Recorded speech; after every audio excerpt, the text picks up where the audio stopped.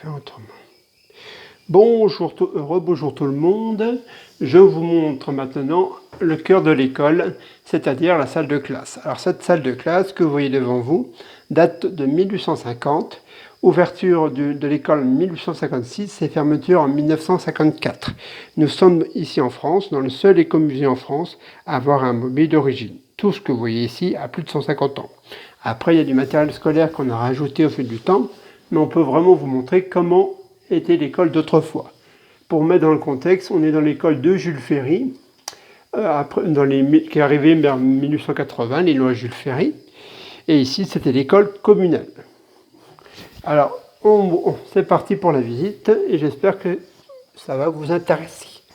Alors, vous voyez, cette salle de classe qui est ici, avec une particularité, vous n'avez pas les tables de 2 ou de 4, comme vous pouvez avoir dans vos écoles d'aujourd'hui ou d'hier, ou il n'y a pas longtemps, comme on dit. Ce sont des tables de 12 personnes, avec un ouvrier pour deux, et un grand banc comme ça. Les bancs sont en sapin, et les casiers sont en sapin, et les bancs en chêne, excusez-moi. Avec un mobilier qui s'appelle Guizot, Guizot qui est un ministre de l'instruction publique dans les années 1850, année de la construction de cette école, qui avait considéré que ça serait intéressant de faire un mobilier comme en faculté, pour que les enfants ne soient pas gênés par les têtes et que l'instituteur voit tout le monde. Ce mobilier a été interdit au début du XXe siècle, vers 1920, parce qu'il a été considéré comme dangereux, et après on a mis tout à plat. Vous voyez, là, ici, ce qui est vraiment spécial, c'est qu'il y a un plan incliné, avec une ardoise qui sont vissées ou collées. Et celles qui sont vissées comme ici sont d'origine. Ce sont celles d'origine. Et comme il y a eu de la casse, on en a recollé des autres.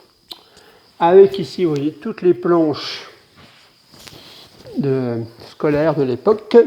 Mais ça, je vous ferai une vidéo un peu plus tard ou demain pour vous montrer tout ce qui était enseignement scolaire. Alors, autre particularité, si vous regardez devant, vous n'avez pas un grand tableau noir. Vous avez ici 4 tableaux que je vais vous montrer. Pourquoi 4 tableaux? Parce qu'autrefois, dans cette classe, il y avait 4 niveaux scolaires, comme vous en doutez, et qu'on avait considéré que c'était intéressant de mettre le matin tous les devoirs d'un niveau scolaire, par exemple le CP, sur un tableau. Comme ça, la maîtresse qui était toute seule dans le village comme ça, eh bien, pendant qu'elle donnait explication à un niveau, les autres niveaux travaillaient. Voilà. Donc ça, c'est vraiment typique du mobilier Guizot. C'est quelque chose qu'on ne peut pas voir ailleurs. Ou alors, c'est des copies. Vous voyez ici, avec une belle carte de mon département, la Côte d'Or. Et ici, quelques spécimens de cartables de l'époque. Il y en a des très anciens et des plus récents. Mais ça, je vous montrerai dans une vidéo ultérieure pour vous montrer tout le matériel scolaire. Et ici, le cœur de l'école, à savoir le bureau de l'instituteur, qui pouvait bien montrer, comme ça il pouvait faire des grands cours à l'époque, et ça ne devait pas forcément toujours rigoler. Il pouvait voir tout le monde. Et ici, un poêle Baudin. Un Baudin, ça vient du Jura, du département du Jura, en Bourgogne-Franche-Comté.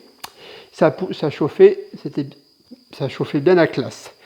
En sachant que ici, on s'adaptait beaucoup par rapport au temps et aux saisons. Comme l'électricité est arrivée dans les années 50-60 dans nos villages, ici, on n'avait pas d'électricité à l'école. Et c'était donc avec des petites bougies qu'on mettait devant les tables. À l'époque, on n'avait pas peur, il n'y avait pas de problème de sécurité. Et il y avait une lampe à pétrole qui était au plafond. Voilà. Et le poêle ici, c'était, comme on est dans une région forestière, c'était les garçons qui, avec leur papa, coupaient du bois pour l'école et qui l'amenaient ici. Et tous les matins, il y avait un enfant qui était chargé de l'entretenir pendant toute la journée. Voilà. Alors, on continue. Les beaux tableaux, vous voyez, avec les belles morales. Et ça, je vous montrerai dans la vidéo suivante.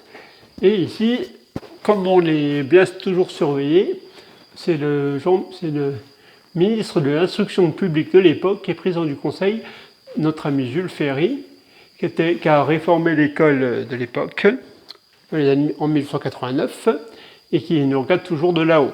Et quand je fais mes visites, j'ai toujours peur de dire une bêtise et que notre ami Jules Ferry me le dise. Voilà. On continue, vous voyez, avec une vue d'ensemble de la classe. Et moi, ça fait 25 ans que je viens ici, je m'en lasse pas. Je trouve ça d'une chaleur et j'adore cette classe. Et ici, vous voyez, l'entrée, c'était là où on mettait les pèlerines, les habits et les sabots. Bon, là, on a un peu modernisé puis avec la boutique, mais c'est comme ça. Et ici, vous voyez toujours, la mairie avait mis les protections. Il ne faut pas s'oublier, il ne faut pas oublier les gestes barrières. Pour que ce musée rouvre le plus tôt possible, il ne faut pas oublier les gestes barrières. Voilà, voilà. Eh ben, j'espère que ça vous a plu. Je vous invite à commenter et à réagir. Je vous fais des gros bisous à tout le monde. Portez-vous bien. Et si ça vous intéresse, je vous ferai une autre vidéo pour le matériel scolaire. Parce que vous voyez, sur les murs, il y a beaucoup de choses. Eh bien, à très bientôt et bon après-midi.